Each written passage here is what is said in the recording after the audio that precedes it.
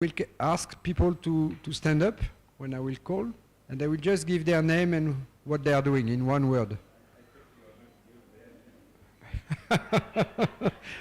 To present everybody. I wish I could do that. I'm not sure I can do that now. So let's start this way. Allez, Makerere University. Can you please stand and introduce yourself?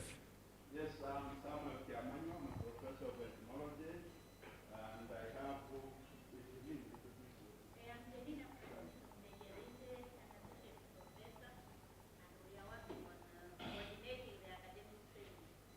Thank you, Makerere.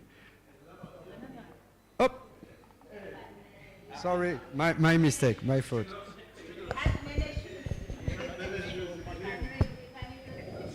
Is a student? Yes. We'll make a separate announcement for all the students, okay? I knew I had not forgotten you. Oh. Nakori. Why do you look at each other to know? Allez, introduce yourself quickly. Allez, Pascal. Microphone. I'm Pascal Msoli, a scientist at Nakori. Of course, I'm a breeder, but most of you got some invitations to come for this meeting, and it is me who was inviting you.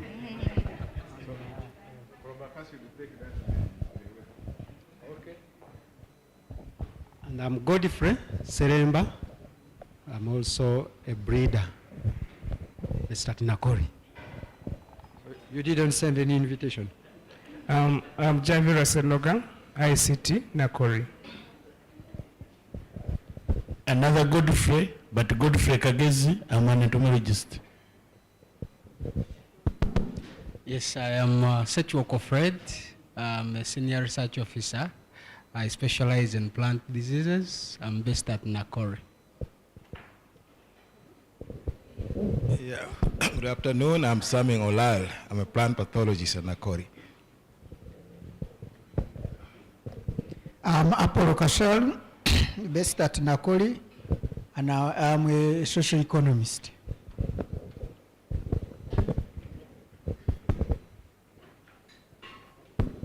Nicholas Olango, a pathologist Nakori.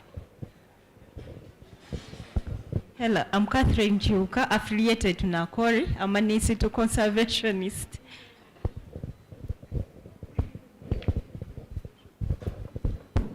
Jeffrey Nitwe, Director of Research at Nakori. I want to reintroduce Dr. Msori. Dr. Msori is the partnership boss. So all communications, access material, Dr. Msori is in charge.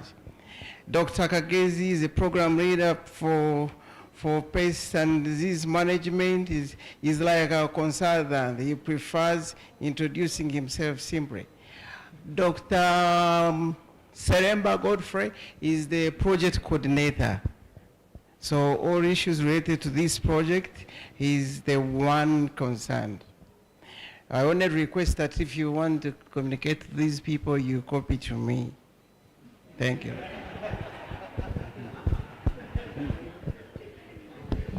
Hello, everybody. My name is Daphne Nyachaki Bitalo. I'm one of the researchers on the project, and I specialize in genetics. After Nakori, Nafori, the National Forestry. Sorry?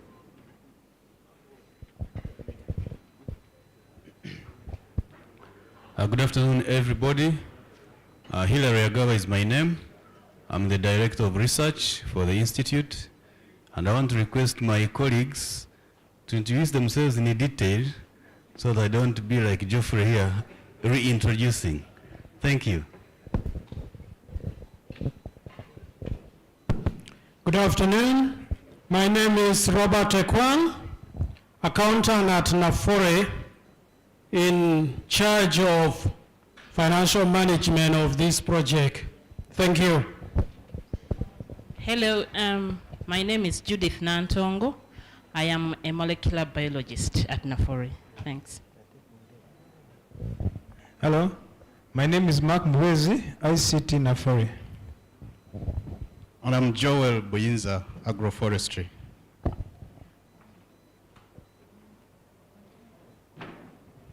Good afternoon, ladies and gentlemen. Ronald Chiseka is my name. I'm a pathologist. I work with NAFORI. Good afternoon, everyone. My name is Bernard Fungo. I also work with NARO at NAFORI. I'm a project coordinator for this project. I'm a soil scientist, and I'll be leading the component on soil health for this project. Good afternoon. I'm called Maureen Uwimbabazi. I'm a forest ecologist at NAFORI, and I'm also the program leader of forest products and services. And on this project, I'm leading one of the components, which is PhD 12 for mycorrhiza in coffee agroforestry systems. Thank you. Yes, my name is Isaac Chinji, program leader forest conservation and management. I'm a natural resource economist. Thank you. Good afternoon, ladies and gentlemen. I'm called Samson Gwali. I'm a principal research scientist at NAFORI. I'm program leader for tree improvement and germplasm research, and I'm a tree breeder. Alors, after NAFORI, let's say UCFA, the Coffee Farmer Alliance. We only have one farmer left.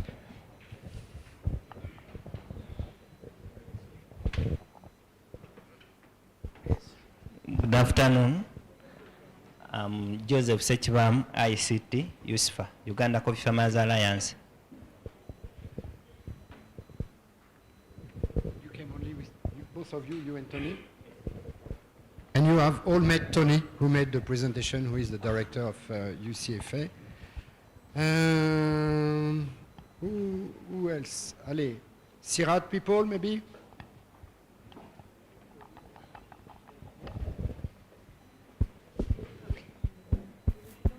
Oui. Natasha Motizi, I'm epidemiologist at CIRAD and based at ICP in Kenya, Nairobi. Good morning, my name is Pierre Maracini. I'm from CIRAD. I'm a molecular physiologist in coffee. I'm localized at NACORI. Good afternoon. Thank you very much. Good afternoon, everyone. I'm Lorelai Guéry. I'm also a researcher in CIRAD, and I'm based in Montpellier, in France, and I'm more working in modeling, spatio-temporal modeling. Hello, I'm Hervé Sanguin. I'm working at CIRAD also, and I'm based in Montpellier. I'm very happy to be here with you.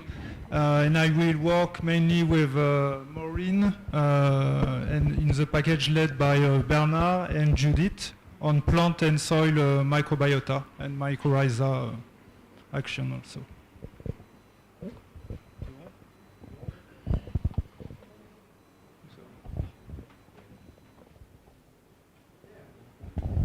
Good afternoon, I'm Pierre Grard, the regional director of CIRAD. So as I say, I'm working for CIRAD. Basically, I'm a botanist and I'm based in Nairobi.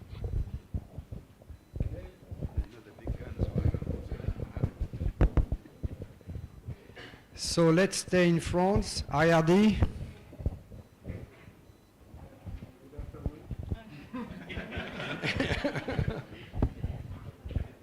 Good afternoon. My name is David Williamson, and I'm a climate and soil scientist, and I will work also with Hervé and Maureen and Judith and Bernard and Joel on the question of interactions between coffee and climate and agroforest system. Okay. After that, maybe Wageningen. Oh, there is somebody else. Good afternoon. My name is Joseph Sekandi, and I'm the manager of policy in the Uganda Small Scale Industries Association. Thank you. Wageningen.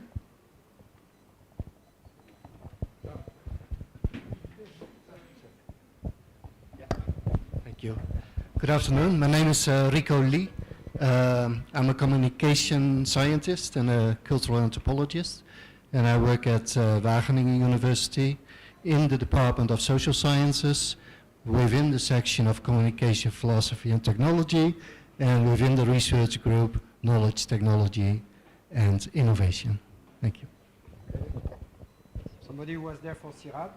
Fabienne? Hello, I am Fabienne Ribert. I'm biostatistician. I work in CIRAD in the Plant Cells Institute of Montpellier. So I am France. Thank you.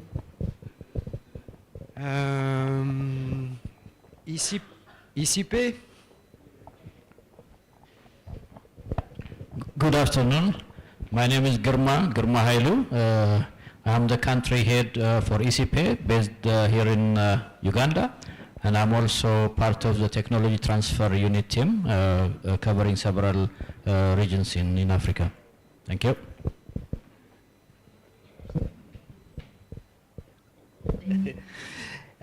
Good afternoon. My name is Besta Mudereri. I'm a geospatial modeler from ICP. Thank you. Okay, good afternoon. My name is Henry Tona. I head a unit called Data Management, Modeling and Geoinformation at ICP. I'm based in Nairobi. Thank you. Good afternoon. My name is Mary Watsemwa. I'm the program assistant under ICP.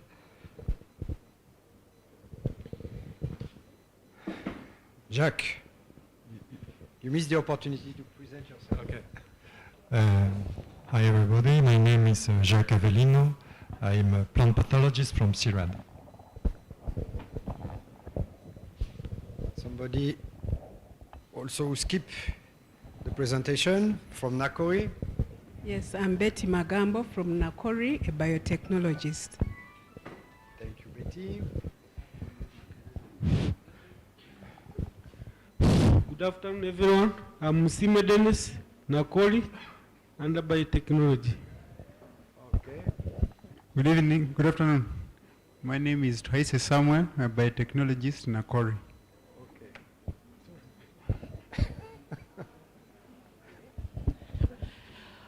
Good afternoon, everyone. My name is Charles Harerimana. Yes, I'm based at Nakori, but I'm a student under this project. Thank you. Thank you. Good afternoon, everyone. I'm Okoro Gendo Ivas, Procurement Officer Nakori. Okay. Thank you.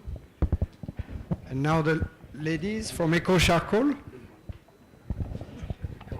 Good afternoon. My name is Beatrice Despioche. I'm based in Kenya. I represent the private sector here. I think so.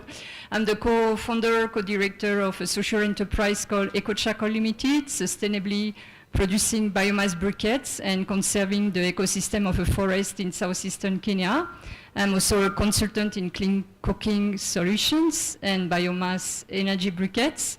And I'm very happy and glad to closely work with the International Women Coffee Alliance and CIRAD for implementing 4 coffee husk briquetting plants within this project. Thank you. Nice summary. And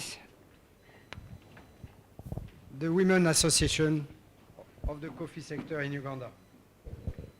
Thank you. Good afternoon, ladies and gentlemen. My name is Theopista Nakungu. I'm the Chief Coordinator for International Women's Coffee Alliance Uganda chapter. In this project, we will be working directly with CIRAD and Eco Charcoal to green the coffee value chain using producing briquettes from coffee husks. Happy to be here.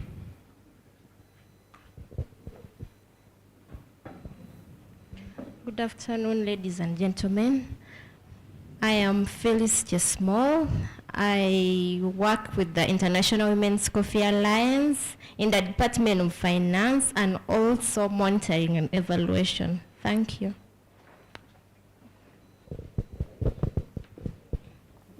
Good morning, ladies and gentlemen. I'm Rona Ainembabas. I work with IWCA Uganda chapter as in a program department. In this project, I will be coordinating and mobilizing women. Thank you.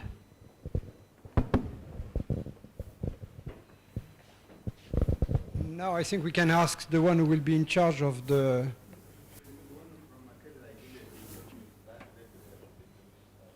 Oh. You're coming in pieces. Lady. Good afternoon, everyone. I'm called Ruth Mutiaba. I work at Makerere University. I'm an administrative assistant on this project, working with Professor Chamanyu. Thank you. Tony, you want to say hello? Good afternoon, I'm Tony Mugoya from Uganda Coffee Farmers Alliance.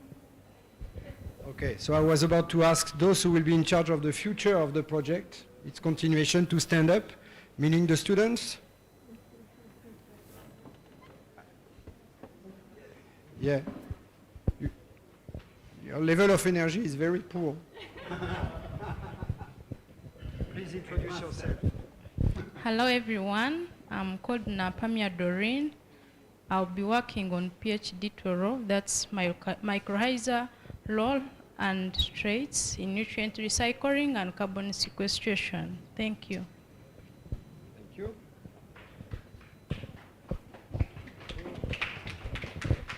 Good afternoon, ladies and gentlemen. Ronald Chiseka is my name, and I'll be working on PhD 10, that is mechanisms for enhancing plant resistance by a plant microbiota in coffee agroforestry systems. Thank you. Good afternoon, everyone. I am Mildred Julian Nakanwaji, and I will be working on PhD 1, which concerning coffee genetic diversity. Good afternoon, everyone. I'm Ali Milton. I'll be working on PhD 14, involving phenotyping Robusta clones to drought tolerance. Again, I had mentioned that I'm a PhD student on this project. I will be working on the epidemiology of kickoff pests on this project. Thank you. Hello everyone, my name is Simon Havinshuti. I'll be working on PhD 8, evaluating agronomic performance of coffee agroforestry systems.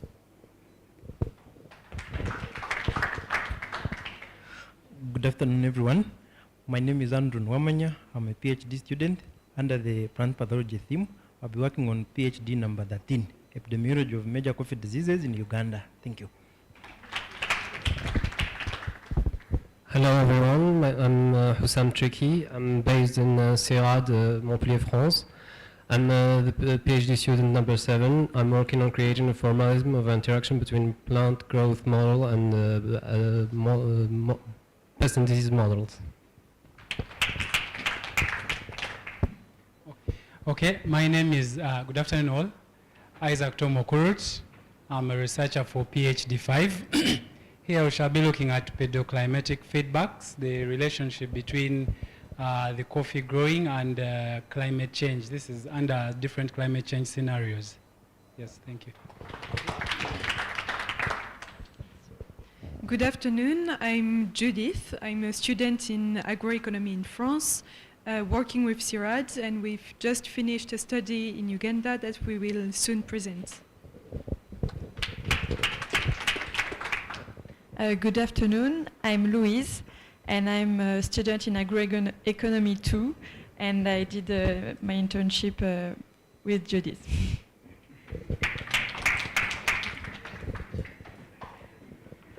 So thank you all. So now you know who is who. Huh? And no more confusion is possible. Geoffrey, yours. Thank you. Good afternoon once again. I'm requesting Dr. Benny Fungo to come and chair me or chair us for this session of the baseline. And also then I also invite Ruth, Ruiz, and maybe James also, if he is around, to come, and then Dr. Pierre Marachini.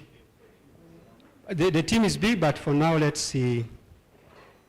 Yeah, okay, thank you.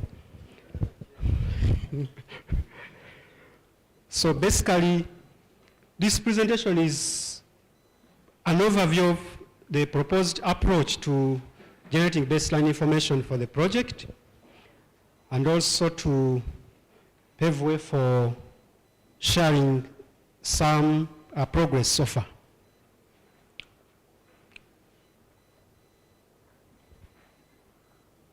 So there are two components.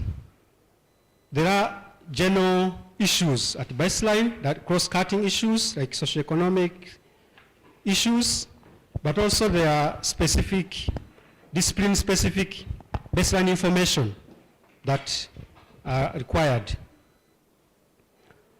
So in general terms, we need socioeconomic patterns of coffee agroforestry systems at the start, and also the economic viability of coffee agroforestry systems as information to inform, in case an agroforestry package is developed, how viable it will be, and then to have a profile of farmers' needs and expectations regarding coffee agroforestry, and then to have an idea of current information on effect of shade trees on coffee production, quality, and sequestration potential of carbon, and an analysis of interactions between hydroclimatic change, soil, socioeconomic factors in an agroforestry setting, and then a baseline of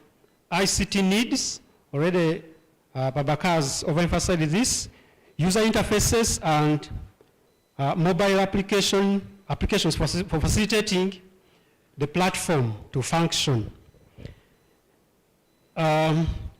With these areas of general information, already through NAFORI, we have Judith, Luis, and James. Maybe James is not here today, who will share an update from their Agrarian Diagnostics, that where they took a case of the Mityana region. Mityana region meaning it's bigger, maybe also involving part of Mubende. And there's a proposition also to dive into the gender participation, access to information and technologies for mitigating and adapting to climate change. I saw an expression of interest from Phyllis Chesmo from IWCA. I have a question mark there because we are waiting for a guidance from Professor Chairman on how to take on Msc students at this level, because the other three came quite earlier. So the new ones now, the process maybe needs to be clarified. In terms of specific areas, now this goes into the work package 2, diversification and intensification options as an output area. So the approach with the specific areas is that also is not now the PhD students take lead. For example, agronomic performance of coffee agroforestry systems, PhD 8, he has introduced himself as John Baptist Abinshuti, and then hydro and pedoclimatic patterns and gradients, Tom Okurut on PhD 5 under this strand under NAFORI, and then the soil and plant health, the soil microbiome, taking a molecular approach. What is the current status of knowledge? Ronald Kiseka, PhD 10, and then the mycorrhizal, microbial traits. I saw the lady, Doreen, will take lead to get that baseline information. And when it comes to the other one's 2.1, then 2.2, that then we have, when we come to 2.3, that activity, which the output area selection and breeding for drought tolerance. So still, the students concerned are charged with getting baseline information by October. By end of October, we have the baseline information from the PhD students. That is the target. Coffee, Canifera genetic diversity, breeding and biotechnology programs. But on this subject, Dr. Pierre Marchin had already done a quick scan, so he will be happy to share this with us, but also to dive more specifically, then it goes to the PhD students. Coffee genetic diversity, PhD 1, Mildred, and then progresses on selection for drought tolerance, but also selection for production under an agroforestry setting. Ali, what's the current state of knowledge? And on 2.4, pests and disease control in the coffee agroforestry systems, the reproductive biology and the bionomics. That's PhD 2 under Makerere. So the current information, current state of knowledge is extracted from Winnie. And then the epidemiology of coffee pests from Charles Alerimana, and then epidemiology of coffee diseases. So by end of October, that's the desired target. So the other aspect which Prabhakar has already elaborated, which is project web platform. Another is PhD 6, which concerns ICT. So this person, I didn't hear in the introduction, maybe didn't turn up. Okay. Last bit we have to do, and it's going to be implemented by Agrarian University and Makerere University. Okay.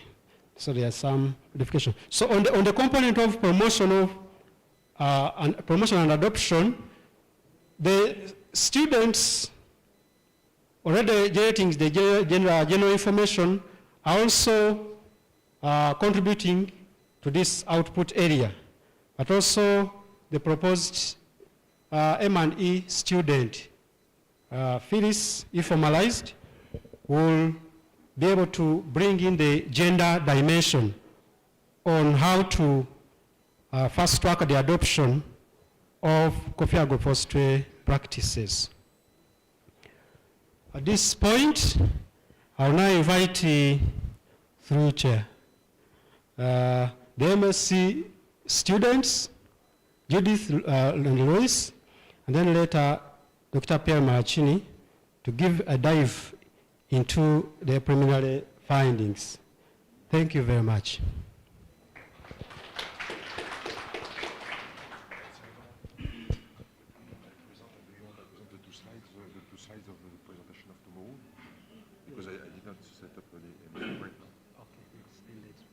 No, but just if you think that okay. Can you give it just verbatim? Sorry? Preliminary update. Yes, only the... Just basic information, because you know you did that document, baseline information, Word document, just highlights. Yeah, okay. But do you have the presentation here on the computer? The Word document, I have it. Yeah? I'm just going to use one slide. Yeah. I can do that? That's okay. But I wanted to je présente avant les filles? Ouais. Okay, you understand. Okay, but open the...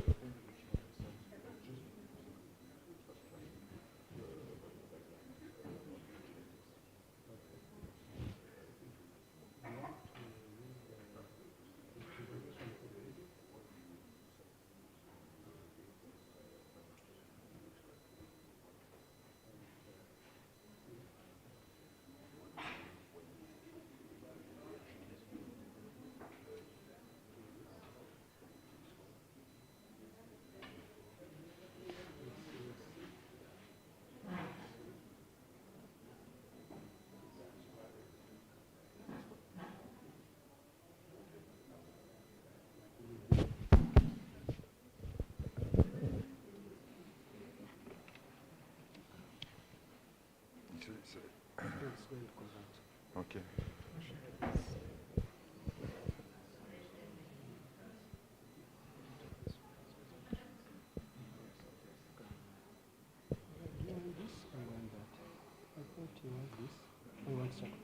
Yeah, just to mention this point, and after I'm going to drop it because it's fine. But okay, you can share. If you got put you there. You can share. With the screen here. No, it's okay. It's not coming yet.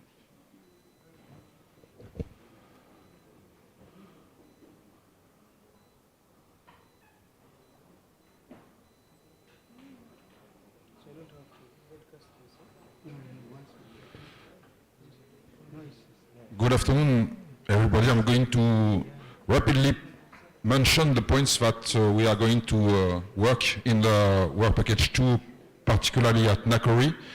I prepare this slide more to present it tomorrow morning, but I just would like to give you some rapid highlights about what we are doing.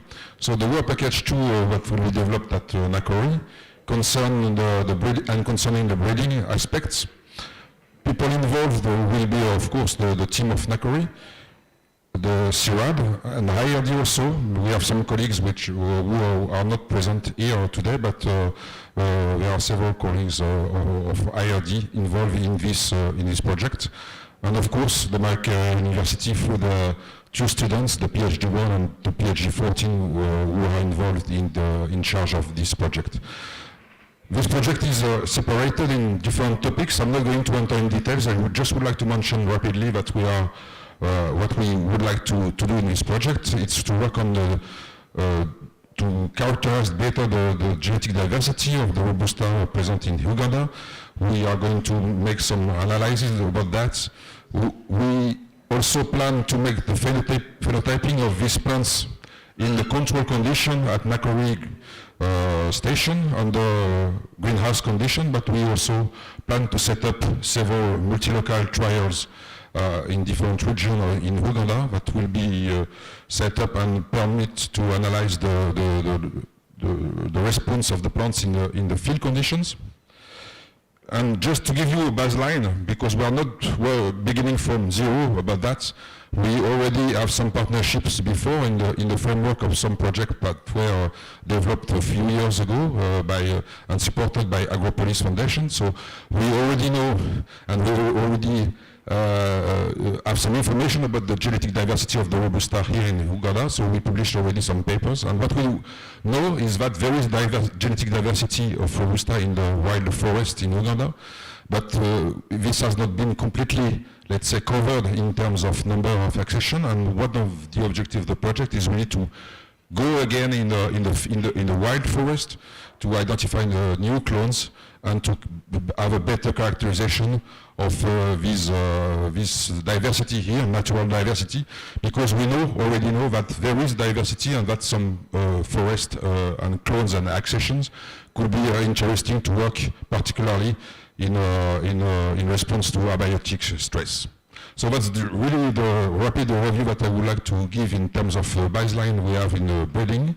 I'm going to stop this and I'm going to present and detail a little bit more tomorrow morning. Thank you very much.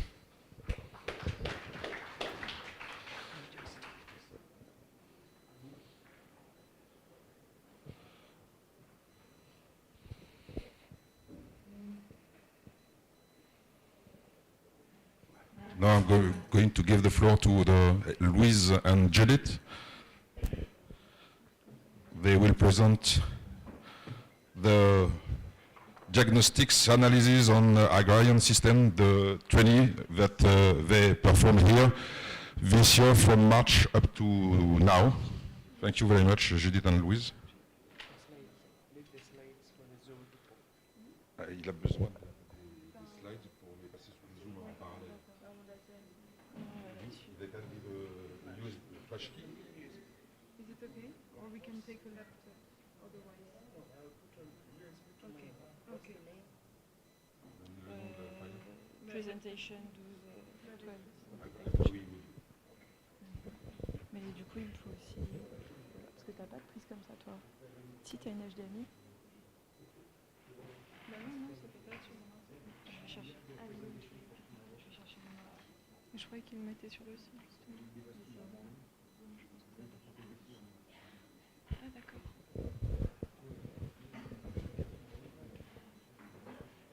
No, it doesn't fit on this one.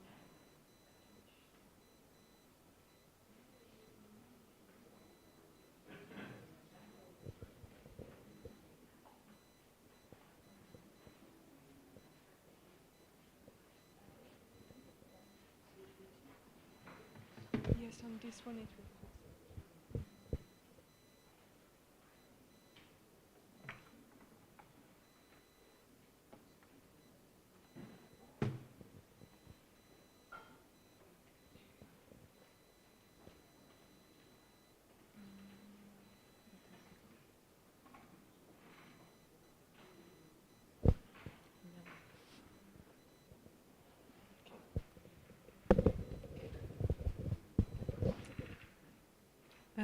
So we are Louise and Judith, two MSc students in a French university, specialized in agroeconomy. And we just finished a 6-month study in Uganda, in Mityana district. And we are here today to present you the first results that we have. So the goal of our internship was to characterize the production context in one of the main Robusta coffee production area of Uganda. And in order to characterize this production context, we tried to answer some questions, which were what is the geographical context in the study area? Also, what is the historical context? And with it, how has agriculture evolved in the past 60 years? And then we tried to describe the current situation of agriculture in the study area. And to describe it, we want to define the main production systems of the current agriculture, and then to study their performances and to compare them. So in order to do that, we implemented the method of diagnosis analysis on agrarian systems, which is a method that was created by researchers of our study and research unit in our university, and which has been implemented in several rural areas of different countries. We forgot to say that we were not only two, we were working also with a Ugandan student from Makerere University who was doing his thesis with us. So the first part of our study was the landscape study. We first defined precisely the area that we would study, which was in Mityana district, so 100 kilometers west from Kampala. And we excluded the part that was too close from the town not to have this influence, and the one that was too close from the lake not to have this influence either. And we considered that this part was representative of a larger area, so the whole Mityana district and even other districts around, Kasanda, Mubende, and others. So the main characteristics that we found is first the geomorphology, which is a pedimentary system, so sequence of valleys and hills. The hills are top-rounded with gentle slope and rising up to 1,200 meters in average. Then the rocks were mainly conglomerates and sandstones. The subsoil was granitic arena and laterite, and above it, the soil was mainly deep phreatic soils, even if there was differential distribution in the valley. Then for the climate, as you probably noticed, it is a bimodal equatorial climate with 2 wet seasons and 2 dry seasons. And the farmers are already facing the effects of climate change with uneven rainfalls and big droughts. The vegetation is mainly a cultivated vegetation because the demography is very high, but we have still some few spontaneous vegetation constituted of spontaneous forests, some few grasslands on the slopes, and some swamps with papyrus. And for the cultivated vegetation, it is mainly banana and coffee grove intercropped around the houses, and some food crops in the slopes. After defining the geographical context, we tried to understand the historical context, and we did that with both interviews with the elder farmers and with the literature search. And for this historical context, we try to identify political factors such as the colonization, the independence, and more recently the neoliberal policies. And but also not only political factors, but also social and economic factors such as population growth and the evolution of prices. And once we have these factors, we try to understand how did they influence agriculture to evolve to how it is now. And if we take the example of the decrease of soil fertility, which farmers explain that it happened, it started around the 90s. We can understand that it is the result of the decrease of livestock, which himself is the result of both the bush war, but also the decrease of grasslands available.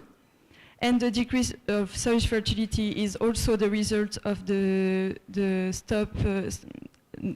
fact that they farmers stop doing fallowing, which is also a result of the decrease of farm sizes.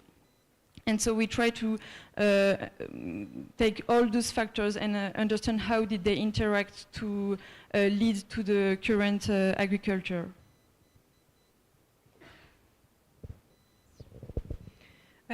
So the evolution of the agriculture helped us to understand the current situation. The information about the current situation, we had them with semi-directive interviews that we made with many farmers in our study area.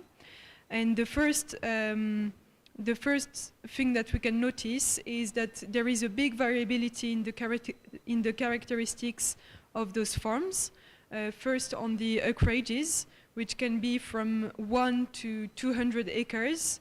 Then on the kind of productions, which can be very diverse on small scale, or which can be specialized, for instance, in food crops for selling, in eucalyptus plantation, or in tea production.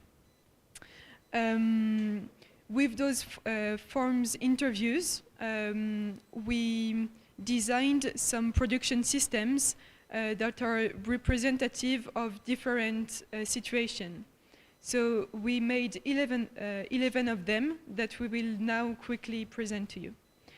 The first categories that we made is the form family farm, employer's farm, or capitalist farm. We define a family farm as a farm where the labor is mainly given from the family, and there can be employees but very few. Then the employer's farm rely mainly on employees and a bit on the family labor. And the capitalist farm is usually an investment from an owner which doesn't work on the farm and has only employees as labor. So first, for the family farms, we defined 3 small family farms under 2 acres. The first one, so the PS1, is 1 acre large with a title called Chibenja, which is a long-term tenancy. As the space is very few, farmers intercrop everything, so the food crops as maize, beans, Irish potatoes, sweet potatoes, and groundnuts are intercropped under the coffee grove, which is also with bananas and cassava. Then for the PS2 and PS3, as the chibenja is very, very few, less than half an acre, they have to find some other lands, but with an unsecured access to these lands. It can be seasonal rent, so they cannot be assured to grow again on the next season, or it can be an illegal cultivation in the swamp. And for those ones, as they don't have a sustainable land, they cannot implement some annual or multi-annual crops, so they will grow mainly maize and beans. Then we have the middle family farm, which is on 4 acres. As the space is a bit bigger, there is still very diverse crops, but there are not as much intercrops under the coffee grove as for the PS1, 2, 3. Then there are the large family farms, which are settled on about 7 acres. And with 7 acres, it's enough to start specializing in one kind of production, which can be coffee, but also cattle keeping. And so the production in which the farm will specialize is influenced by land, so both by the land status, but also by the type of soils, because for instance, a farm which is mainly on rocky areas, or on the opposite, on swampy areas, will be more likely to specialize in cattle breeding than in coffee or anything else. And it's also influenced by farmer habits. For instance, some farmers who come from other regions of Uganda, which are more into cattle keeping, will be more likely also to specialize in this kind of production. And so what we can see is that, of course, for the ones who specialize in cattle keeping, they keep something like half of their acreage for grassland. And for those who will specialize in coffee production, they keep a really big area of their farm for coffee, and they intercrop a few food crops in the coffee grove. Then we have the employer's farm with labor coming mainly from the employees, but there is still some family labor. We have 2 types of those ones. The first one is specialized in food crops for selling. The characteristics of the farm that will influence this choice is that a part of the land is in seasonal renting. And then the second one is specialized in eucalyptus and grasslands, mainly because the title is a long-term title. And the last type of farms are the capitalist farm, as Judith explained, which are the ones where the owner of the land and the capital is not providing a workforce in the farm. And he often lives in Kampala, sometimes in Mityana town. And there are 3 types of these farms. The first one are specialized in cattle breeding on around 100 acres. There are also farms specialized in eucalyptus plantation, which can be of quite various sizes, but it can be around 200 acres. And sometimes those type of farms will occupy entire hill with the hilltop, the slope, and the swamp. And there is not only the eucalyptus plantation, but often there will be goat keeping to take profit from the weeds growing under the eucalyptus.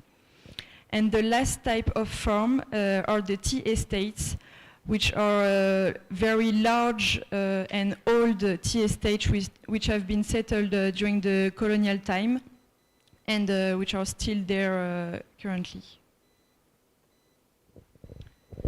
Then once we had all those production systems, we made some economical analysis. That was our goal was to determine the performances of those production systems and then to compare them between them. So our point of interest were first the wealth created, either in the in total of the acreage, either per acre or either per active, and the indicator for that is the net added value. And then we looked at the benefits for the family or for the investor if we are in the case of the capitalist farms, and also the destination of the production. Is it for home consumption or is it for selling? So let's take an example of this calculation with one production system.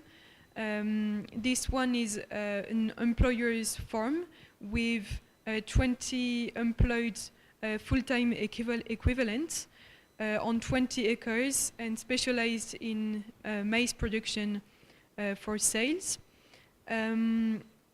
So the indicators that we will look at are the gross added value, the net added value, and the income.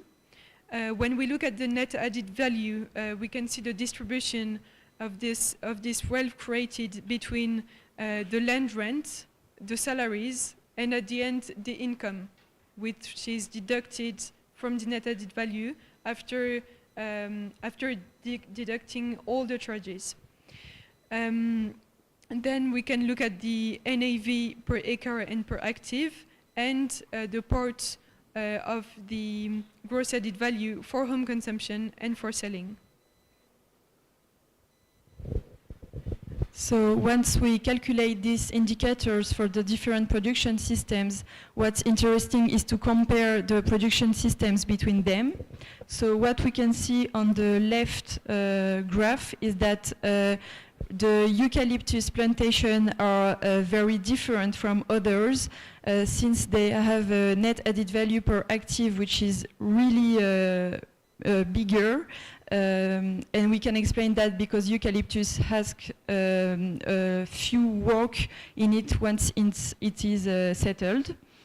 And if we look at all the other production systems without the eucalyptus, which flatten everything, we can see that when the acreage of the farm goes bigger, the net added value per acre is decreasing. Which is interesting, and it is because when the farm acreage is bigger, the farmers will be will less intercrop different production, and so if we take only 1 acre of this farm, there will be less production on it.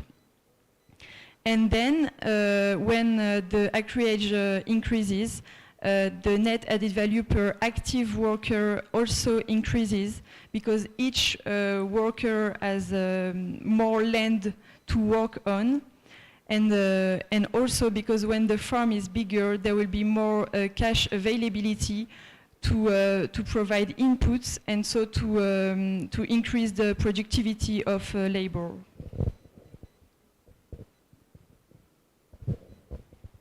So then when we look at the distribution of the NAV, we see that there is a big increase of the income with the size of the farm. And if we compare this rhythm of increase to the rhythm of the NAV per active, we can see that the income increases more quickly with the size of the farms than the NAV per active. As Louis said, there is an increase linked to the use of more inputs, for instance, chemicals or improved varieties. But as the labor is always manual, there is very few economy of scale linked to the use of machines, tractors, for instance. So the NAV per active cannot increase that much, but if the income increase very quickly, it is because in the distribution of the NAV, the part that goes to the salary is lower than what the employee is the value of their production. So when the size of the farm increases, the benefits for the owner will be increasing because the distribution of the NAV is in favor of the owner and not the employee.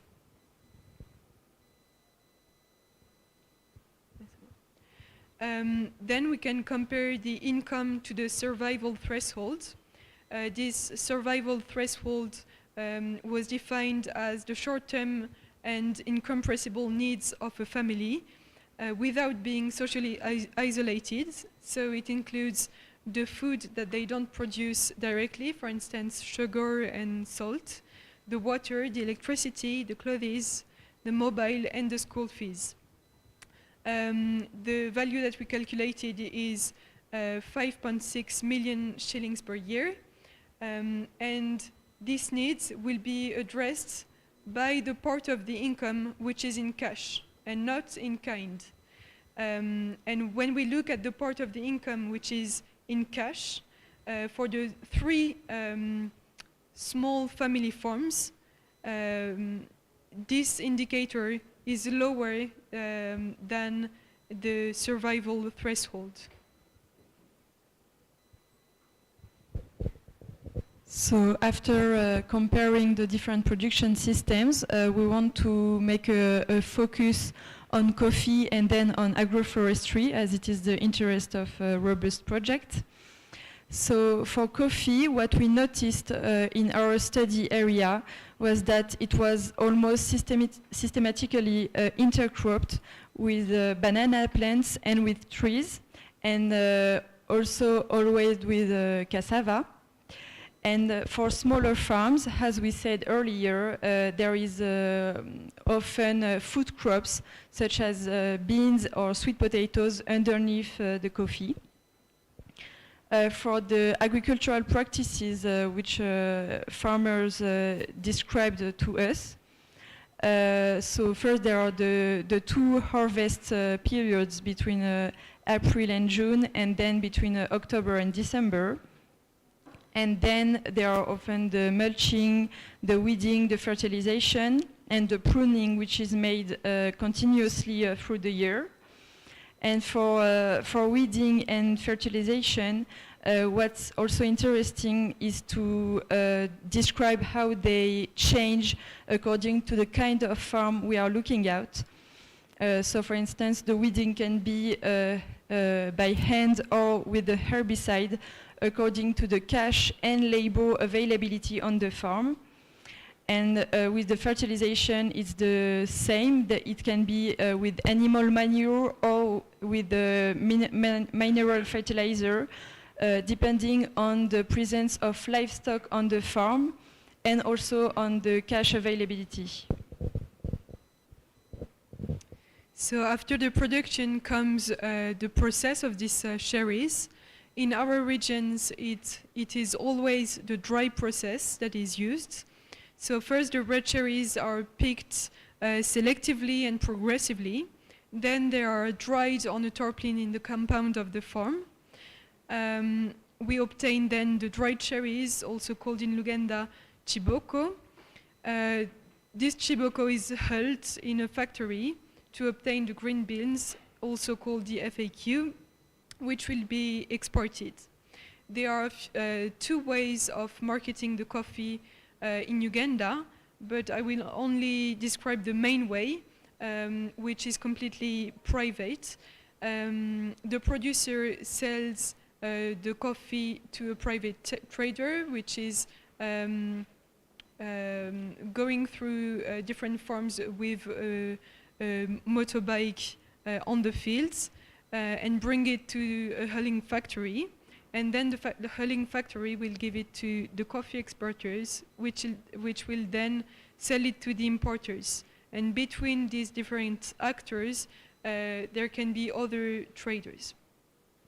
So the producer can sell different kind of coffee to the trader.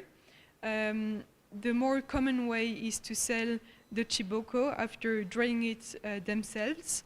But there are a few cases when there is a very small acreage of coffee that is grown where the farmer will sell the red cherries because it doesn't worth it to dry it themselves at this scale.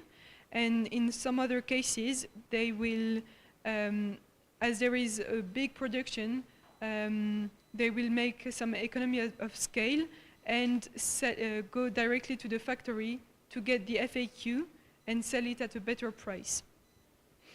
And also in our region, we had a big influence of Ibero, which is a brand from Newman. This influence is first that they had some cooperatives with which they bought the coffee at a better price to the farmers, and usually the FAQ and not the chiboko. Then they provided some extension services and made some experiments in some plots of the different villages. And also they gave to the farmers chemicals, mainly fertilizers, at credit to the farmers. And then we would like to make a focus on agroforestry. First, we would like to emphasize on the key role of banana plant in the coffee grove, because even if it's not botanically a tree, it's providing some key roles for the farmers, such as shade for coffee, but also the main source of carbohydrates, which is the matoke, and also fodder for the livestock with the leaves, the suckers, and also the banana peelings. Then if we look at strictly at trees, in the farm that we visited, the density of trees in the coffee grove was highly variable, but on average there was 14 trees per acre. And there are some trees that we saw in every coffee grove, which were the mango, avocado, and jackfruit, so all fruit trees. And also for purely shade trees, there was mainly ficus, albizia, and emini. And the benefits that are identified by farmers of these trees are first the fruits for children, the firewood for cooking, the shade for both coffee and food crops, the protection of banana plants against the strong wind, and the fodder for livestock.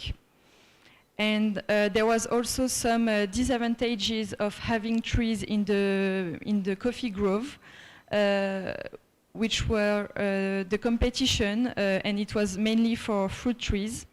So on one part, they provide fruits which are really important for child food, but they compete with the coffee. There was also the ficus, which many farmers said that it was sensitive to wind, and when it broke, it could destroy the coffee grove. And then some farmers explained that avocado and albizia could host the coffee black twig borer, which is, has many people said a big problem in coffee. So the next steps for us are first to write an intermediate report that will be available in few days in English. Then we'll have to write our thesis in French, and then to translate it in English. So the final report will be available around December. So we hope we can have now a small discussion on these results to have your feedbacks. Thank you for listening.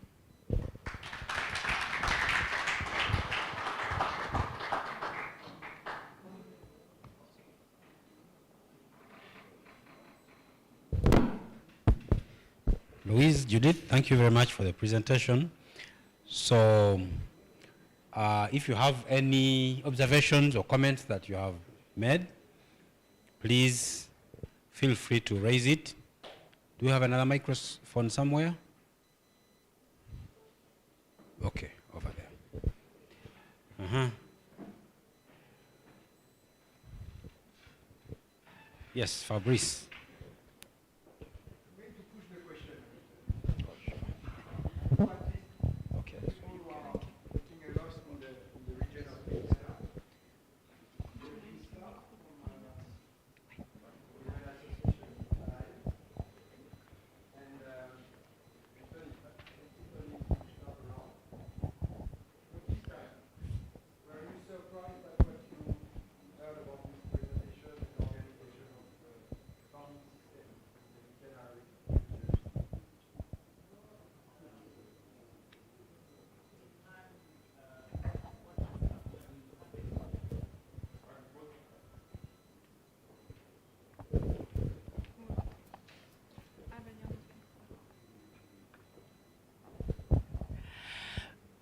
No, what they have discovered is actually what is happening in the farming systems in Mityana or in most of the Robusta growing regions.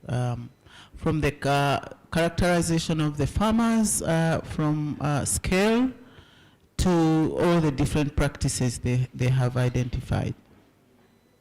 Thank you.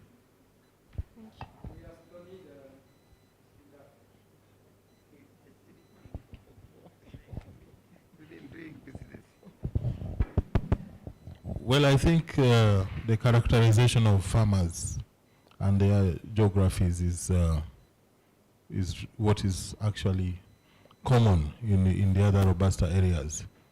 So I think it represents what the other Robusta farmers are, what they are. So I think there's a lot of similarities there.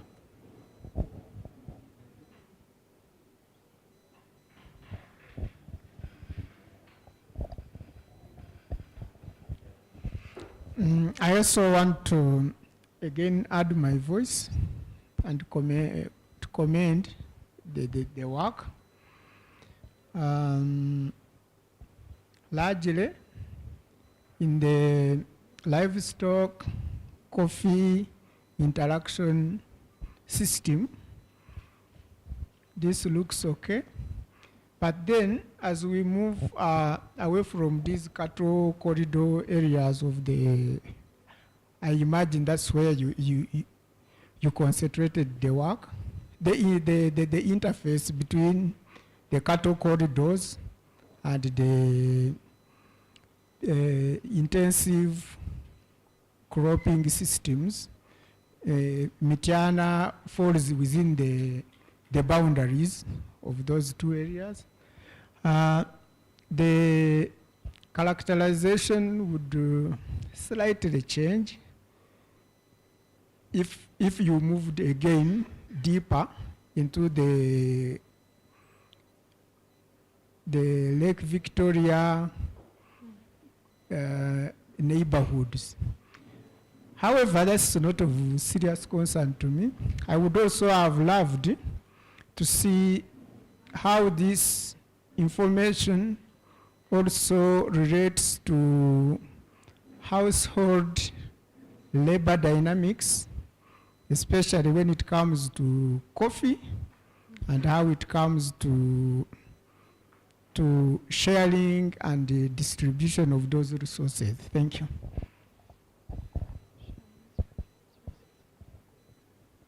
Should we answer now or at the end? For the distribution of how the labor is used in those systems, in the final report, there will be some work calendar for every type of production systems. And here on the slides, we showed, oh no, we don't have them. So what we do is that we take for every crop the work calendar and the crop calendar. And with those ones, we can see how the availability of the family addresses the needs of the crops, and that can explain why some production systems will be in need of employees. And for your remark on the cattle corridor, it was very hard to find some information on the cattle corridor in Mityana, even if the maps show usually that Mityana is still in the cattle corridor. And with the historical interviews, we noticed that it was this distribution of cattle breeding changed in the past decades, and as the demography increased, some new farms were implemented where the grasslands were before, and the cattle from the transhumant pastures went away. So we think that the cattle corridor is still remaining in Mubende, but in Mityana district it is not there anymore, because there is not enough resources nowadays. Okay, I would like to congratulate you. Within a very short time, you collected a lot of information. This is really very good. In the chronology how coffee came about, I saw the collapse of institutions, and the collapse of coffee sector gave birth to coffee. I don't know how the collapse of institutions initiated the coffee growth. Maybe you can explain there. Maybe the linkage. You can see you can show us the slides. Huh? Mm-hmm. Yeah. No. Yeah. So I see the.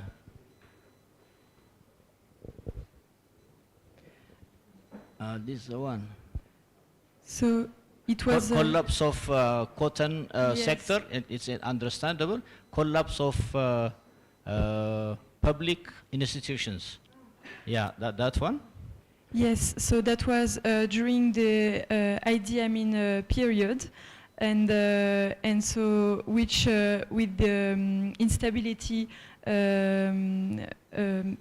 led to the collapse of public institutions, and as the cotton production was partly forced to farmers, or either directly. So sometimes there were each farmer was said to grow a specific acreage of cotton on his farm, or sometimes it was indirect because there was a tax system, and the only way to pay this tax was to sell cotton and so to produce it. And so with the collapse of public institutions which were regulating and organizing all the cotton sector, so the cotton production stopped, and the farmers said to us that the areas where there was cotton before were mostly replaced with coffee. Okay, okay. You talked about these activities, but is it possible also to know who are the enablers of the coffee production for the change of the land use system, the public and private institutions who are supporting this the coffee growth? Do you have some information on that? Before the liberalization? You mean at this time in the... or currently? Yeah. Who are enabling this the coffee production? Because it will help the information to come out clear how the land use has changed. So there are public and private institutions who are supporting. So if you have that information. So before the liberalization in the 90s of the coffee sector, the institution which were so the government was supporting a lot this and regulating a lot this sector, mainly with the coffee marketing board and with some a big network of cooperative locally. But then with the adjustment program, this coffee marketing board was ended, and it was replaced by a private network, which was first local cooperatives that were united in bigger cooperatives, and then there was a management led by the Union Export Services before exporting it. But progressively, another way gained some weight, which was the completely private way with local traders, the hulling factories and the coffee exporters, which don't have link between them because there is no more regulation of this sector.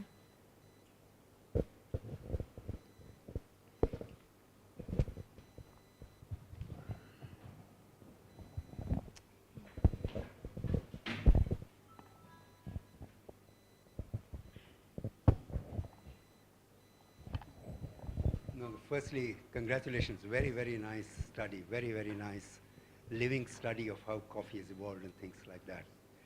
It is. I'm looking forward to the report and what you will bring out. You had in the next. Can you go to the next? The previous slides, that agriculture types and different farmlands and grassland. And do you have now? Yeah. So yeah, some say 10 production systems. Is it? How many are there on the whole? Yes, 9. 12. There 12. is a little mistake. So have you kind of characterized them with some value to the farmer? Have you kind of put them on a scale? Is it possible to kind of say this is better, this is worse in this criteria and that criteria? That's one. The second thing is it will be very, very nice to provide visual images of what the farm was like, photographs of the farms and things like that. I think a study like this will be very, very important for a platform. It will give a little more, life to the platform with images and things like this, and a story being told in a very, very attractive way. Also, your characterization, your historical study of coffee is very interesting. But is there data to substantiate changes in land use? Have you seen land use statistics change from cotton cultivation to coffee cultivation and things like that? Have you examined that data? That historical context, you're talking about land use changes with the Idi Amin collapse and the cotton system completely collapsing. I know that happened. Yes. But is there data to show that? So for the pictures of the farms, we have many of them and we can share them. We can also share all the graphics that could also go on the website. Then for the land use, we only have qualitative data of how it evolved in the time. For instance, for cotton, how cotton was replaced by coffee, because this happened like a long time ago, and it was hard to have. It was already hard to have some figures for the nowadays production. So for the ones that happened 60 years ago, it was quite impossible. So we only have qualitative data, but those ones are, we represented them with drawings to see the evolution of the land use and the landscape. Fantastic, fantastic, and very nice. Yeah, I think we could add more answer to this question. If we check the production of cotton at that time, they were records. We can talk in terms of tons of cotton that were coming from that area, vis-a-vis coffee, which would clearly show that there is a change in the production pattern. Plus GPS, the information. Yes. Yes, something clicked in my mind because it's in my field, but you have seen the benefits. It's firewood, using firewood. So I know it's an excellent presentation. I'm very interested because we are going to create the first coffeehouse briquetting plant in Mityana. So it's very important to collect all this information about the model of the coffee farming. But of course, I would like to know when you say they're using firewood, so from the trees they are planting, but do they have a sustainable management of these trees when they are using the firewood? And have you collected, I know maybe it was not part of your studies, but the use, what is the volume, the volume, of firewood they are using daily, weekly, monthly? Are they also maybe trading the coffee branches? Because I know in Kenya, I know some coffee farmers, they are trading, and they sell as firewood also the branches when they are pruning the coffee. And yeah, so it's all about this firewood, or are they trading them as well? Have you seen also some charcoal production out of these trees? Which kind of tree species? For me, it's very important to understand. And also, what are they doing with the coffee husk currently?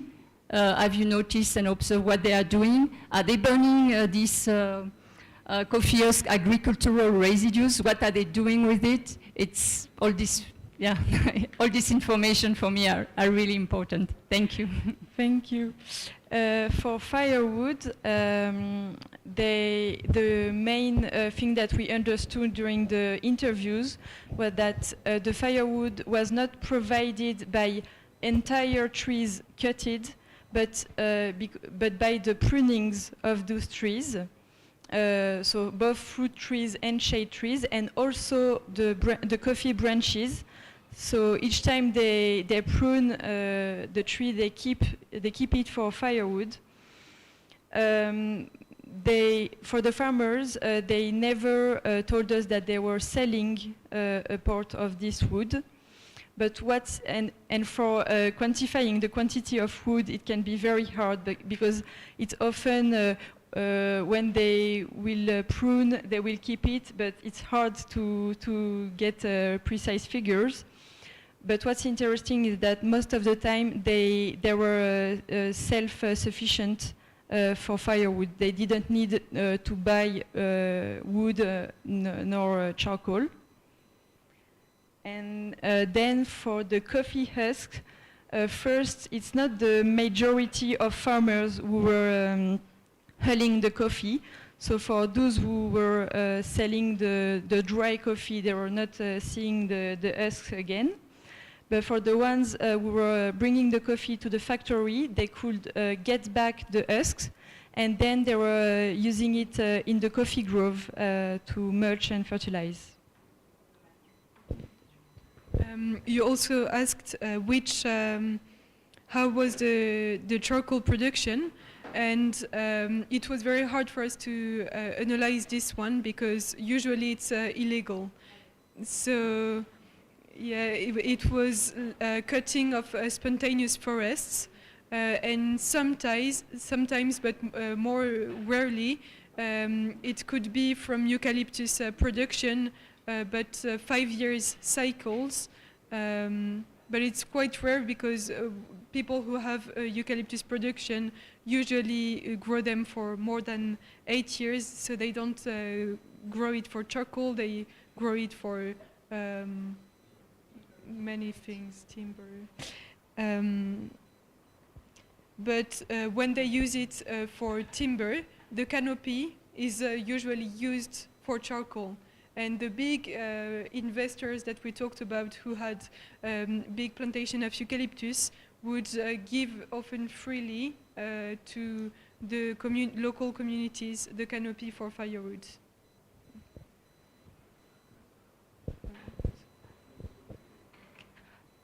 I wonder if you evaluate the proportion of the different production systems in your survey, and if they were geographically grouped or not.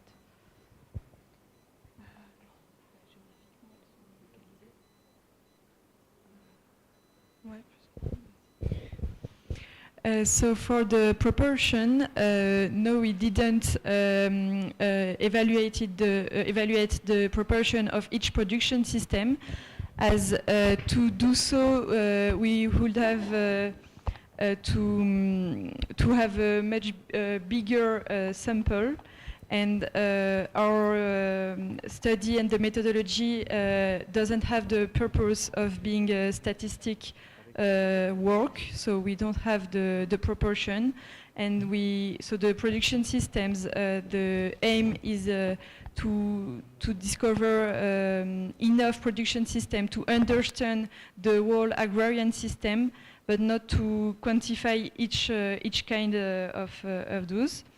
And for the geographic location, we kept the location of each farm we interviewed. Yeah.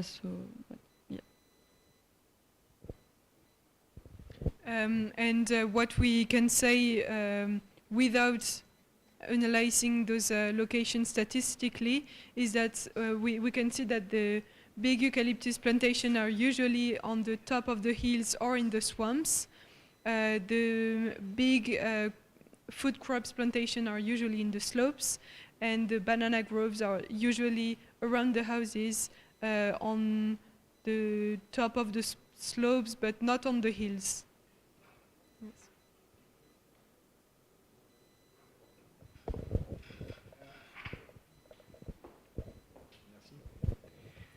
You make this estimation of the survival threshold, and if I got it correctly, the three smallest categories of farm falls below. So there is a very obvious question: what will happen to these people in future? I would have loved to link it with the previous question, how many there are. It would have given us maybe a more precise idea of the picture. I understand your answer and I accept it. But at least, what about the one of the threshold? Yeah, what will they do? What will happen? If you have an idea. So first, for the proportions, we only have qualitative ideas again. But for the small family forms and the middle family forms, so the ones that are between 0 to 4 acres, including the ones that are under the survival thresholds, they are the ones that are the most important in number in the region. And what will happen? So first, what happens today, because it is hard to make some provisions, is that as they cannot address their needs with what comes from their land. First, there is some needs that are not addressed at all, like the school fees. So that's the farms where most of the children, well, that's the farms compared to the others where students go the less to the schools. And usually one of the parents have a second activity elsewhere to have more money because the land is not enough. But this can be difficult because in the rural areas there is few opportunities apart from agriculture, and if they are employed in other farms and the work peaks are the same as in their farm, it will be very hard to give some labor elsewhere.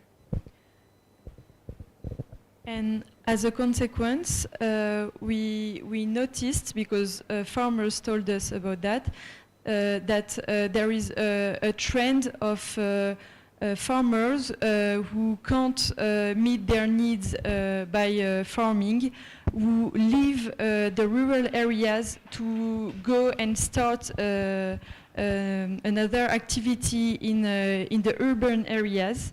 And most often, the land that they used, they sell it, and usually they sell it to big farmers or even to investor farms who can gather the different parts of land to create a big chunk of land and start either food crops or eucalyptus. So there is a process of yes, of accumulating land for investors, and so less and less smallholders in the area. I still also have a question related to that concerning the 5.6 million Uganda shillings per year. How many household members? Sorry, can you That's a repeat? total? Yes. Or it is per person? No, it is the total for the family. For and the the family of size? 2 parents and 5 children. Oh, so it is still very small, extremely small. Je pensais la famille petite pour cette Hello. personne. Hello. Do you have a distribution of the farms? An histogram of A distribution. how many farms in total did you How many farms in did total? you survey, and yes. the size of the farm? We surveyed 80 farms. 30 of them, maybe more than 30, were with old farmers or retired farmers for the historical part of the study. And a bit more than 50 of them were current farmers. Okay. And we have the number of farms for each production system, but it is not representative of the proportion in the landscape because as we were analyzing them per production systems, at some points we tried to meet some farms with a certain purpose. For instance, we needed more eucalyptus plantation for our study to understand how the production system worked. So we went directly to these production systems, and it was not a random finding. I was just thinking now that concerning the carbon. And just a comment like that, which comes like that, I'm sorry. So better to. It is that this morning, I think it's Tony, I forgot who mentioned this question of income and how farmers could benefit better from robust agroforestry. And one key issue, and I think we'll show it, there are some things which can support it, is that if we could make a good carbon assessment of those farms according to their size and activities, we could then maybe translate this carbon budget into the NDC and into carbon credits. As you are aware, the international ton of carbon, the price of the ton has increased, and it will increase again above probably $150 or even more over the next years, making the potential benefit of robusta agroforestry increasing compared to other, in terms of carbon, compared to other strategies. So that could be interesting somehow to, in the future, in another survey, to assess the carbon and the economy of carbon those people are making. Are we in carbon positive or carbon negative systems?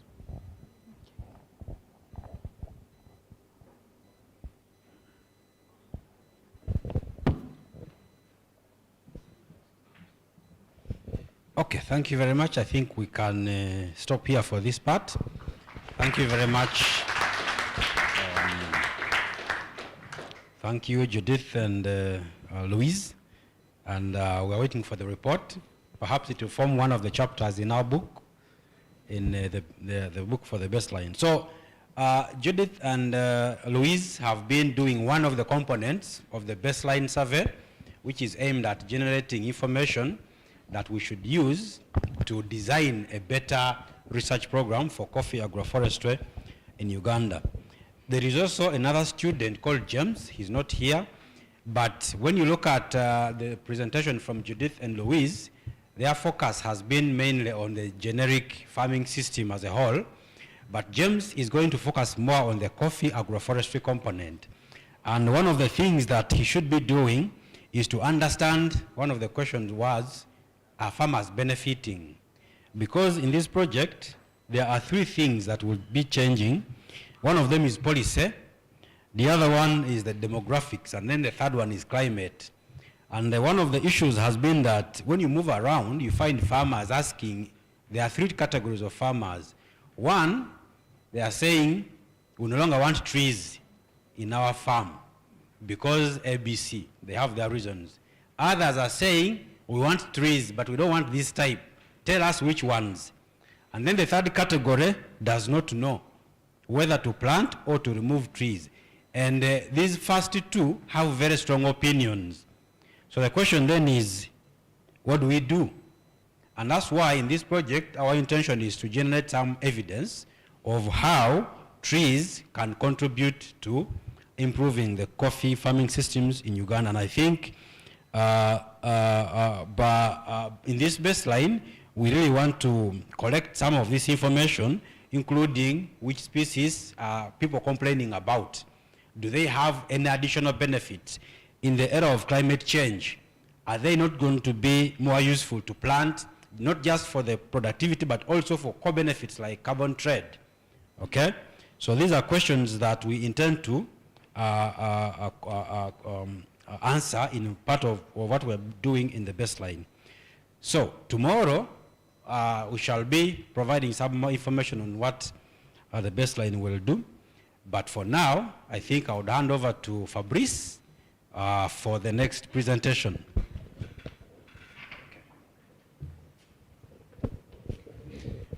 So thank you for this very nice and well-documented presentation.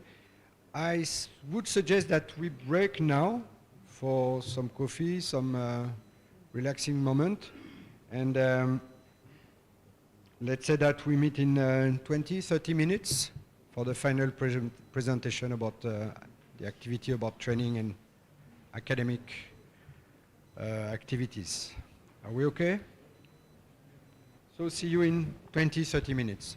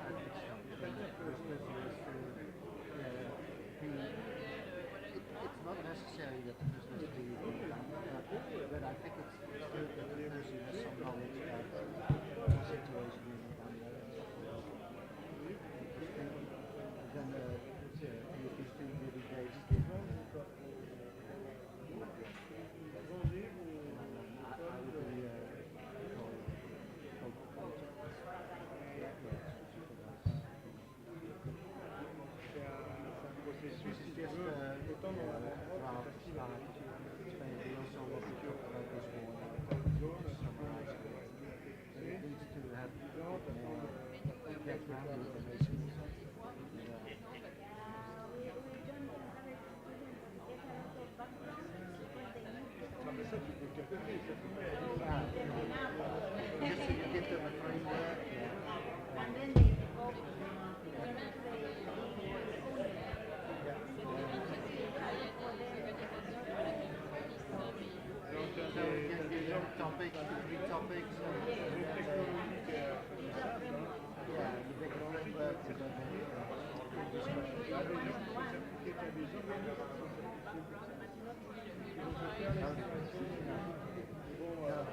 But I thought it could go background past the project, so because then now the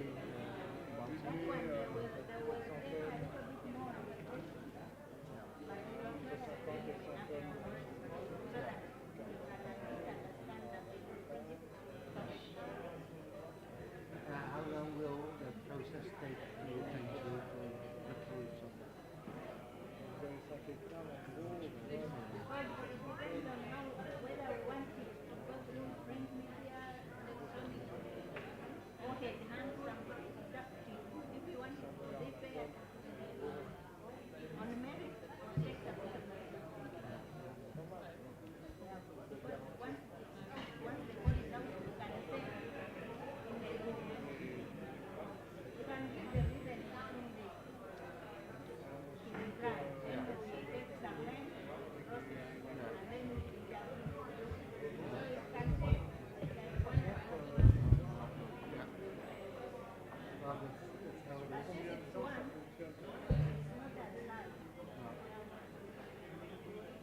No, that's, yeah, then it will be good to start soon.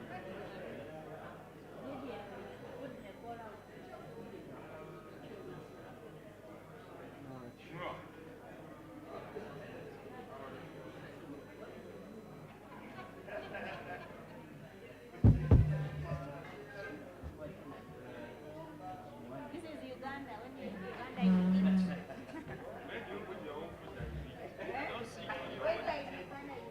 Where do you put yours?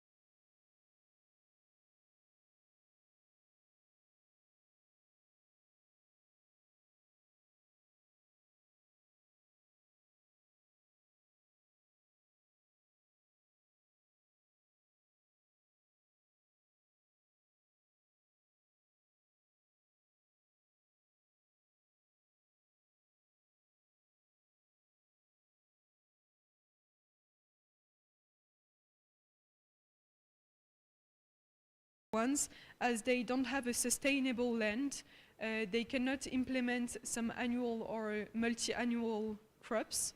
So they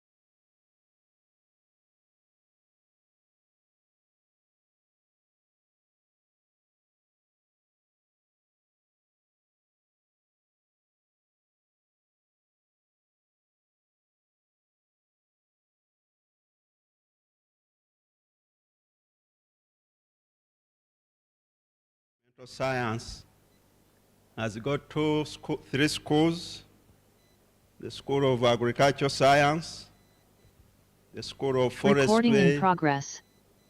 Environment and Geographic Sciences, and the School of Food Technology and Bioengineering. This project is only participating in one school where you see green, and in one department, the Department of Agricultural Production. But I've also learned that if I talk very well with this gentleman, is it what is his name? Aha. If I talk with him very well, we may be able to bring some components of our other College of Computing to be part of this process. It's because the issues of the platform, we will not be able to help to handle them, but we think if we brought in the College of Computing, then perhaps you could talk the same language. We'll look at that in future. But right now, we're operating from the Department of Agriculture Production, where Janina and I come from. We do recognize that this is a collaborative project, and we'll continue honoring that with many partners, and we are happy to be part of that big partnership. In this project, we were lucky to be allocated that last bit in that one there, which talks about academic programs and so on. That's where we are operating from. And these components you already know, you know them better. We have gone over them several times. But I'm happy to say that we are part of all those components indirectly, although we are not leading. Makerere University will be particularly coordinating MSc and PhD training and the associated research activities. And one of our first objectives or activity we did was to enroll students. So far we have done very well, and if those of us from Uganda, you remember we had a committee set up to manage students on the project. And I think that committee included myself, Godfrey Kagezi, Dr. Fungo, and so on, and Seremba. And I think we've been doing that very well. So far we have already done part of the recruitment. But what is important is that we are supposed to fast track registration of these students and also to ensure that these students complete on time. Experience has taught us that when you leave these students without some kind of pressure and guidance, sometimes they get lost, and by the time we realize the project has gone to the end, and yet they've not yet delivered. So one of our biggest tasks will be to ensure that we handle these students we have to make sure they toe the line. Some of them, once they touch the per diem and then touch the stipend, they disappear. They start disappearing. In fact, I was looking at these two young students from France. I was saying, they are really good. I mean, they did too much data. They collected data in the shortest time, sometimes which is a challenge to some of our students. They start giving you reason A and B and C, and they don't complete on time. So we hope we'll be able to help these students to organize seminars so that we are all able to track. And I think these seminars will be both on Zoom so that all of us are always fed in so that you know what is happening to the students. So if you know you're a PhD student, be sure we are going to be giving us seminars all the time so that the whole team is kept abreast of what you are doing. Of course, we will coordinate submission of postgraduate reports. These days, our university has become very serious. If you miss submitting one report, that could mean you not submitting. It's a very serious issue following up on students' reports. So we'll ensure that we help you with that, or we remind you. Besides that work, we are supposed also to do to lead in the development of a curriculum for coffee agroforest systems. Particularly, I was talking about IPM, but we can modify that. I did IPM because that's my area and I love it, but we can modify and go beyond that, but we hope we should be able to come up with a curriculum which later perhaps will be built into the university slowly. And finally, we are also supposed to develop training materials for the same course. So far, we have advertised, we have selected PhD students. That process, we first underrated it. We thought it would take us a very short time. But when we started getting in the applications, then we realized it wasn't easy to handle over 50 applications with about 150 documents to hand and scan. So we got about 52 applicants. We shortlisted 25 of them, and then we selected the numbers that I will be showing you now. And I think the interviews were conducted online. There are guys from, I don't know who participated from the online. Are they here? From CIRAD. Yeah, I think there are people who participated, and we enjoyed that cross-fertilization in the process of selecting the students. We've already offered them the letters, and I guess they are all here. Is Mildred Nakanwaji around? I'm now making a report. So Nakanwaji is around. Is Winnie Opio? Yes, Winnie Opio was not notified, but I think she knows. Tomorrow she will join us. Charles Harerimana, present, sir. Then Isaac. Now this Isaac is not yet ready. Isaac is proposed, PhD 5, Isaac is proposed. We've not yet made the selection. So Isaac, please, we are still, your application, you are still being considered. I don't want you to come from here saying that you've already got these things. So we are still going through the process. What happened with this candidate? We got many foreign students who are more qualified. But we thought that, since it was a project to Uganda government, we thought we should take our own. We may have, but if we fail, we may have to go back to the person whom we selected, who is from, I think, Zaire, who had the right qualification. PhD 8 is John Bright, having Shuti. Are you present? Then PhD 10, we have Ronald Kiseka. Okay. We have PhD 12, Doreen Nampamia. And then not final. PhD 13, we have Nwamanya A. Okay. And finally, we have PhD 14, Ali Milton. So colleagues, I think we've done our first job. We've got all the students aboard. But as you will notice, we are supposed to have 15 students.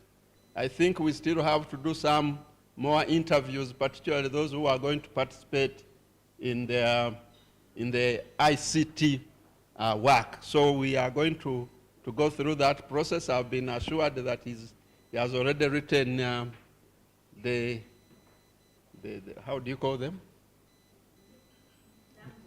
The requirements for somebody to apply. So I think that one we have done. Another thing we are supposed to do is to recruit Msc students. And I was thinking that, most of our scientists have been, supervising undergraduate students. And they may have identified talent from undergraduate that they would want to select. If that is acceptable, we can do what we call a headhunt. If it is not acceptable, we can run another advertising. But I was thinking that most of our scientists here do supervise undergraduates who then pass to become eligible for masters. I was proposing that we do head hunting.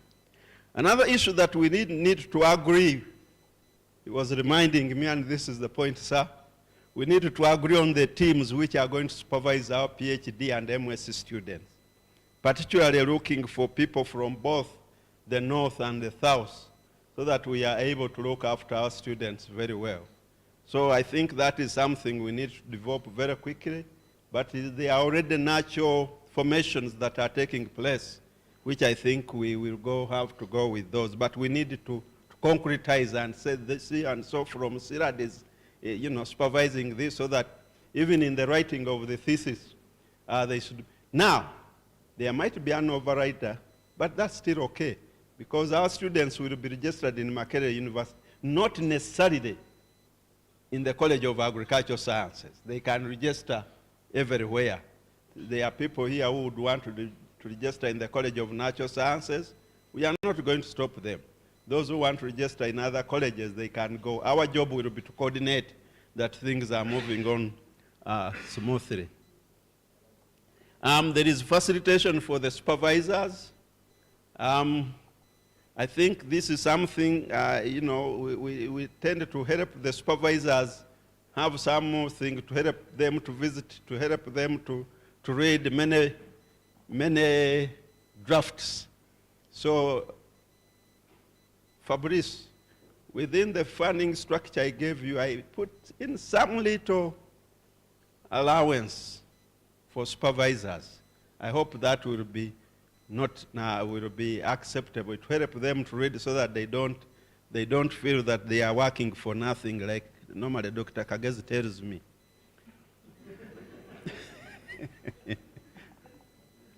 I'm talking about modalities for funding. In our steering committee meeting, in our meetings here, we agreed that the funds of each student be transferred to the institute where the student is attached. And so most of the students are with Nakori and Nafori now.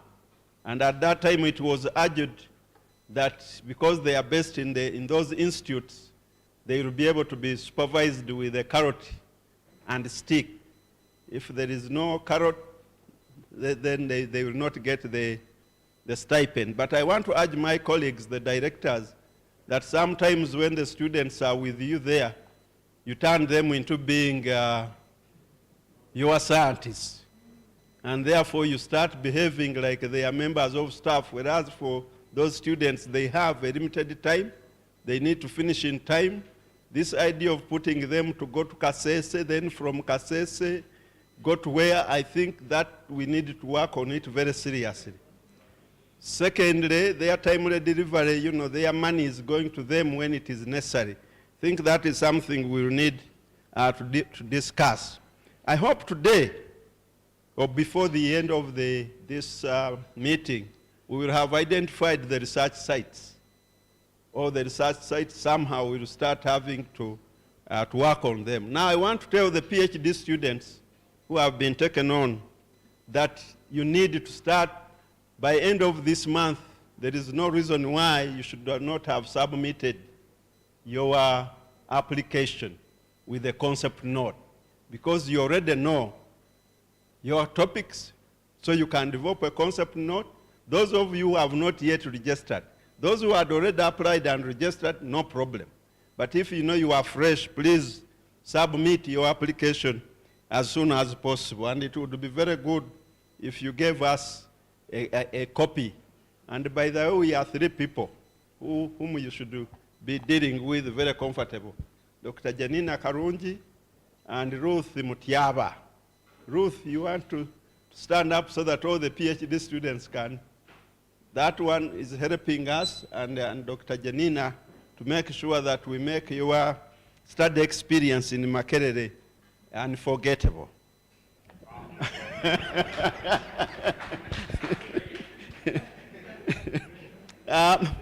I don't know whether Janina have to add in anything. I think, by the way, we need to call you that if you come to Makerere, Makerere is one of the oldest universities. This year is our year. We are celebrating 100 years of existence.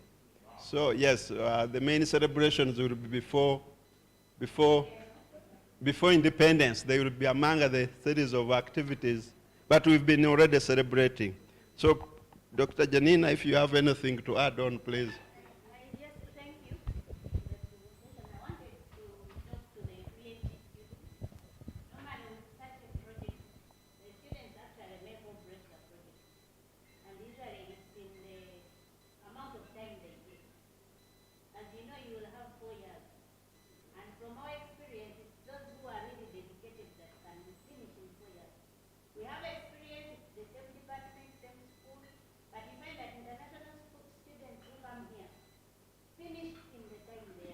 Yeah. But the local students, it will be us now to run around looking for them. So if, if you want to finish in 4 years, you really have to be driven and you have to tick off your milestones. So as you say, submit the concept note. Concept note you don't even need to specify. It's your idea. But it has to have some deputy or somebody who is vetting it. Will see that, yes, it's still early, but there is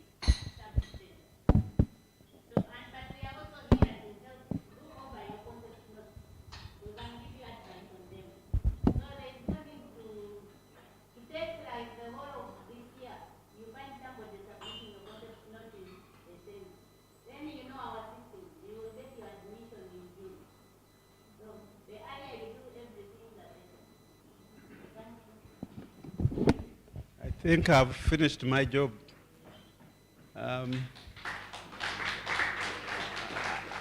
Unless there are questions, clarifications, I was told I would also be the chair. You are the chair, I'm the presenter. So now you could take up the chairship.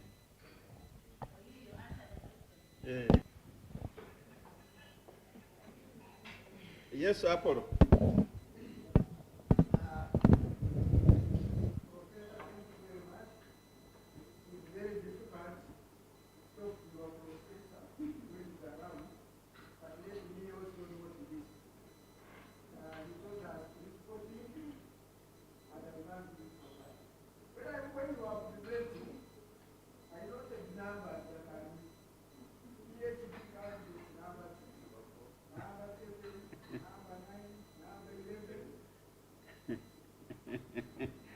Answer that.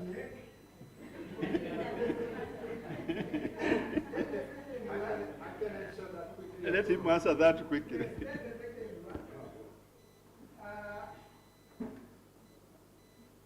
I also know that facilitation is very, very important with supervisor motivation. We want to motivate students. But if we become supervisors, we just stop in this wobbling around.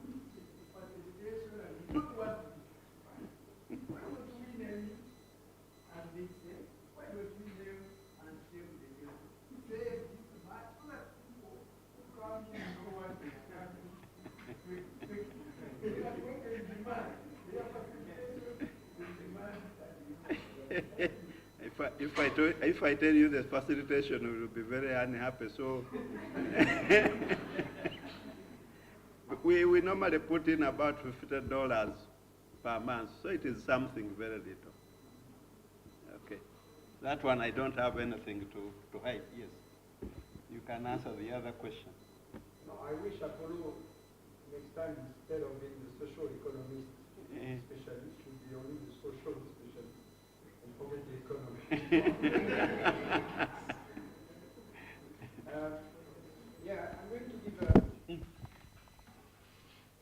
I'm going to try to give an explanation. We try something difficult under this project to collaborate. You know, it's very difficult to have people working together, and we try that in the hard way, meaning we've been asking ourselves to collaborate with people we don't even know, and from abroad, meaning from other systems. from other rules, organization, regulation. And so we want to take advantage of that, exchanging. You mentioned cross-fertilization, I like the word. We take from you, we give from us to you. Okay, and that's the best way to do things. It means also there are going to be two systems facing each other, and we have to accommodate. Alors, in sometimes it will be very easy, and sometimes it will generate hiccups, something like that. For example, in the French system, we don't ask students to give their, what did you say, not presentation, their proposition, concept note, okay? We tell them that's the subject we want you to treat and to work on, okay? So maybe that's also part of the delay we experience. It's because we worked a little bit on that basis.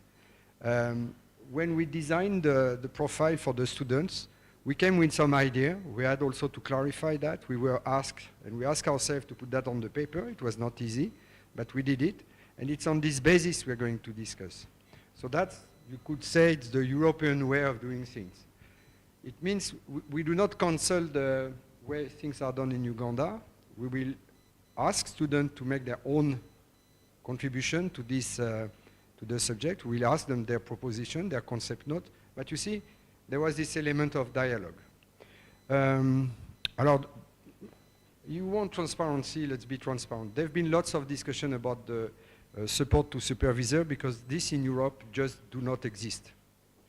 And if you speak about fees given to supervisor, people will look at you like that and will say, what's that? Okay? And they will be extremely critical. So we had lots of discussion. These two gentlemen managed to convince me that I should not just cancel the supervision fees, I should also consider the local context, which we agreed. Finally, we agreed on this basis, so it is included in our budget. It also means that we're going to expect a lot from the supervisor. Not just for them by the end of the month to take the 50 euro and to go on holiday to the village or something like that, okay? So I think on this basis we found a ground for understanding with professor, and I'm quite happy about that. So yes, there will be supervision fees. So yes, there will be good work from the student. I have a bad news for the PhD student. Yes, the project is 4 years. But the grants are according to the European standards, meaning for 3 years. So officially you will start when?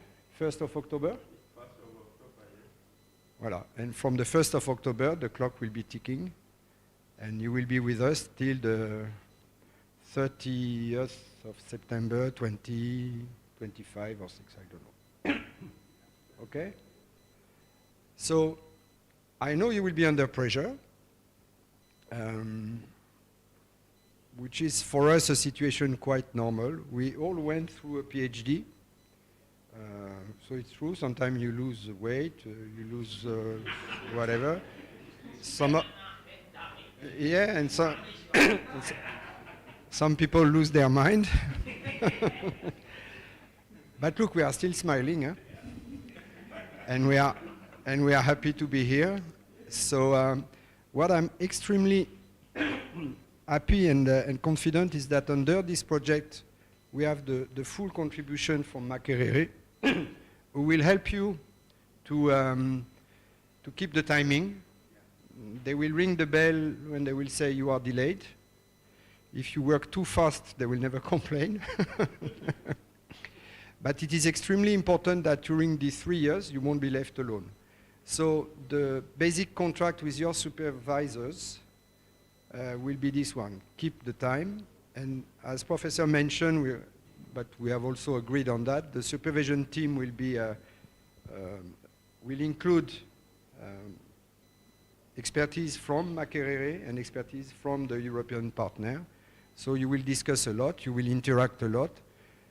You will be the one mostly using the Google Drive and the platform and so on.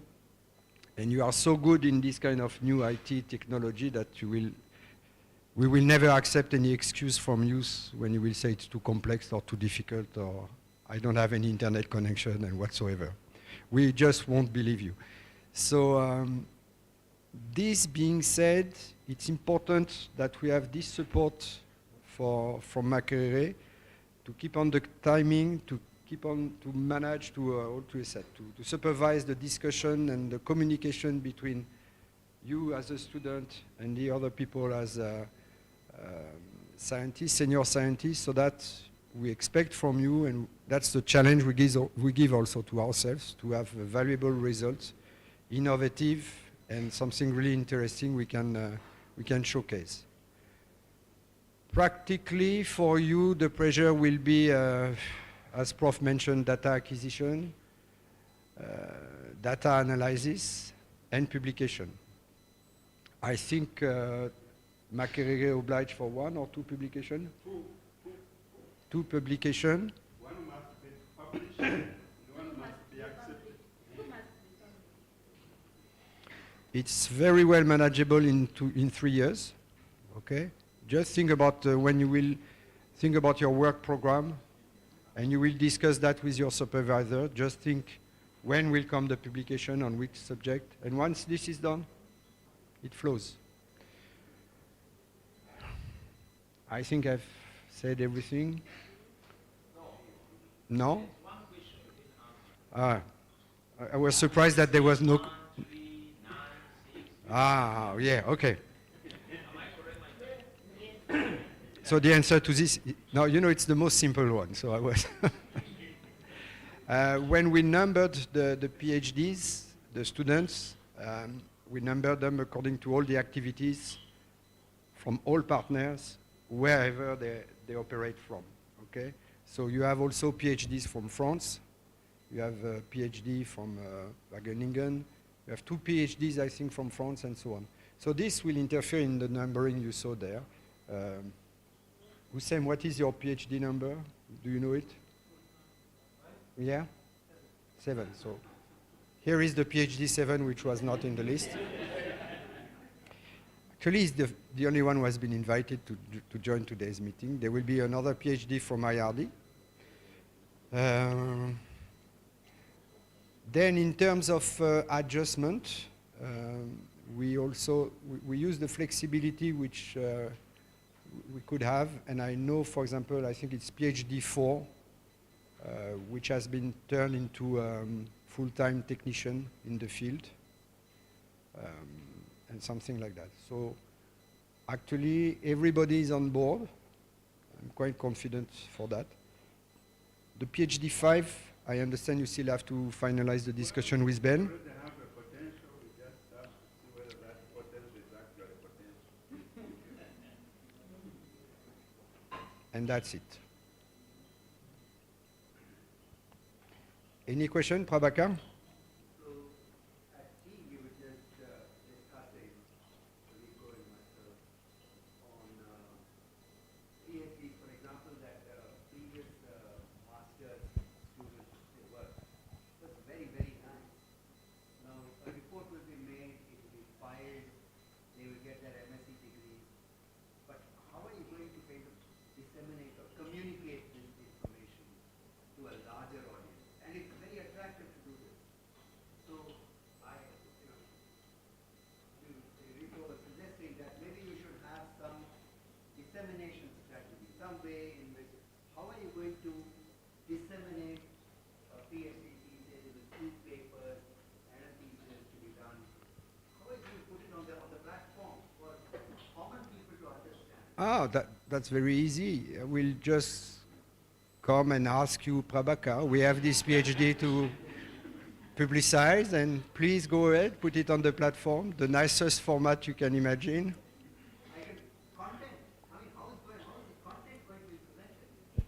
I mean, you could tell me this is the way content is going to be presented. If PhD students take it as an interest to disseminate to a larger audience.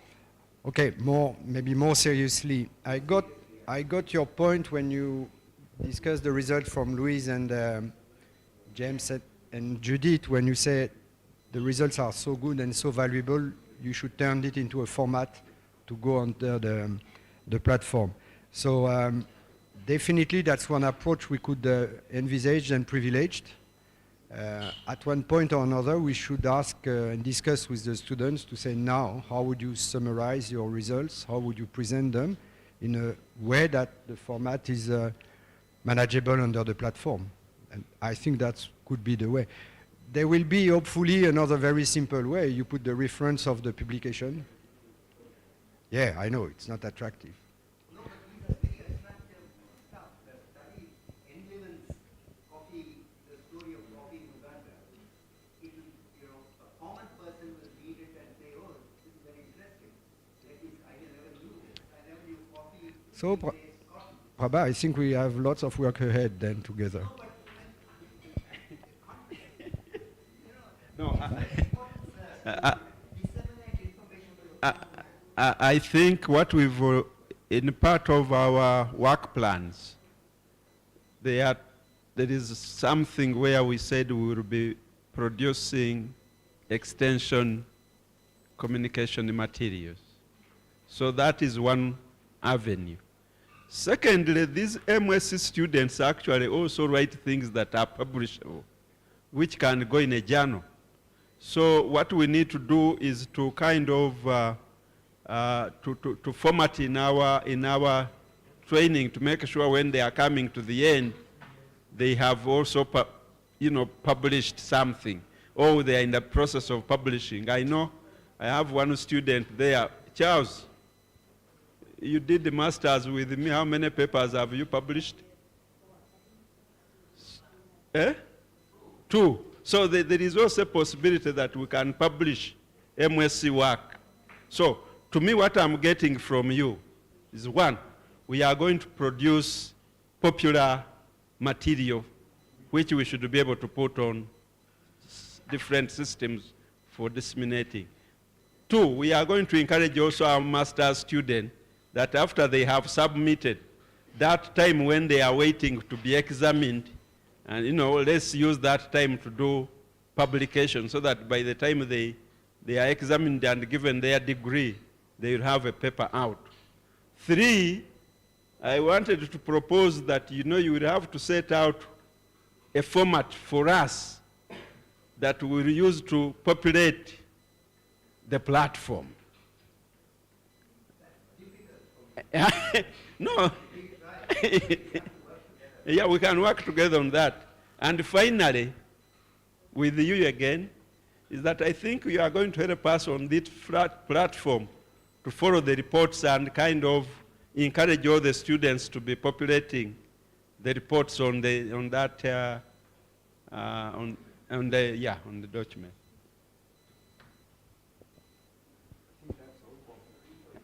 Any other question? Otherwise, I think I've earned my lunch.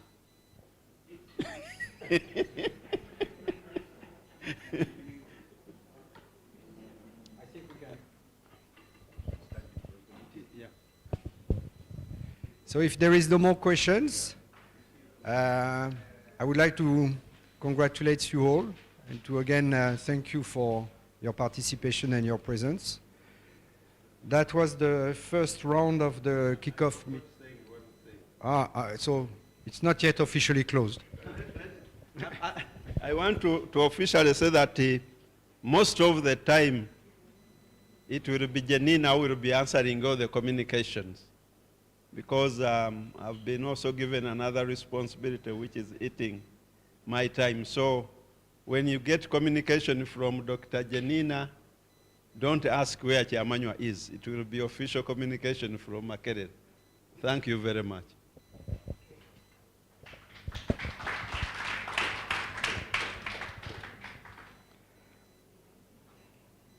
What was I about to say? Okay, it was the first round of the kickoff meeting. It was meant for discussion and open discussion. Tomorrow we'll go to a more formal and official format with special invitees from various institutions. We have also invited members to participate in the steering committee of the project from ministries, funding agency, and other colleagues. So I hope to see you again tomorrow morning, all of you, for this special day. Just one additional comment. All the presentations, if people think appropriate, we should upload it to the drive. There is meetings and workshops. Within the meetings and workshops, there is today's meeting. If you upload it, it's done. I mean, it would be nice if you think appropriate. Okay. So don't hesitate to upload your presentation and to start to inform the platform. I hope you got this message right. It will be the same one during the next 4 years. So let me wish you a good evening now, and see you tomorrow.